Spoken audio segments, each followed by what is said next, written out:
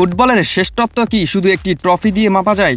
Portugal coach Roberto Martinez মনে করেন অন্তত ক্রিস্টিয়ানো রোনালদোর ক্ষেত্রে তা নয়। তার মতে বিশ্বকাপ জিততে না পারলেও রোনালদোর অর্জন ও প্রভাব এতটাই বিশাল যে তাকে সর্বকালের সেরা বলতে দ্বিধা নেই। 2026 বিশ্বকাপ সামনে রেখে আলোচনায় আবারও উঠে এসেছে রোনালদোর নাম। 41 বছর বয়সে দাঁড়িয়ে তিনি অপেক্ষা করছেন রেকর্ড ষষ্ঠ বিশ্বকাপ খেলার। ক্যারিয়ারে 5টি ব্যালন ডি'অর সহ অসংখ্য ট্রফি জিতলেও বিশ্বকাপে শিরোপা এখনও অধরা। এই একটি অপূর্ণতাকেই অনেক সময় তার শ্রেষ্ঠত্বের বিতর্কে বড় দেখা হয়। বিশেষ করে লিওনেল মেসি 2022 সালে ফিফা ওয়ার্ল্ড কাপ জয়ের পর মেসি না রোনালদো বিতর্কে নতুন মোড় আসে। অনেকেই মেসিকেই ইতিহাসের সেরা হিসেবে মনে করে নেন, তবে রোনালদো সমর্থকদের বড় একটি অংশ এখনও নিজেদের অবস্থানে অনড়।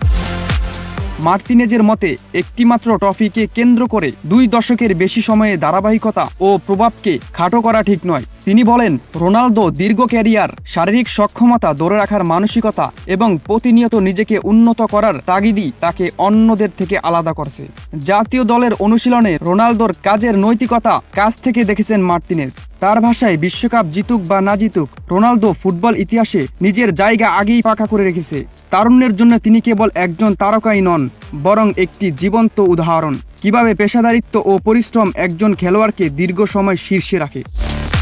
বর্তমানে পর্তুগাল ন্যাশনাল ফুটবল টিমে রোনালদোর ভূমিকা বহুমাত্রিক। জাতীয় দলের ইতিহাসের সর্বোচ্চ গোলদাতা হিসেবে নিজের অবস্থান আরও শক্ত করেছেন।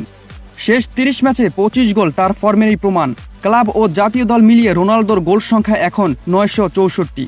আল নাসর এফসি এর এই তারকা আর 36টি গোল করলেই পেশাদার ফুটবলে 1000 গোলের মাইল ফলকে পৌঁছে যাবেন। তবে ব্যক্তিগত রেকর্ডের চেয়ে বড় লক্ষ্য এখন একটাই, বিশ্বকাপ। বিদায়ের আগে সোনালি সেই ট্রফি হাতে তোলার স্বপ্নই হয়তো তাকে এখনও তাড়িয়ে বেড়ায়। কিন্তু মার্তিনেজের চোখে সেই স্বপ্ন পূরণ হোক বা না হোক, রোনালদোর কিংবদন্তি মর্যাদা ইতিমধ্যেই প্রতিষ্ঠিত।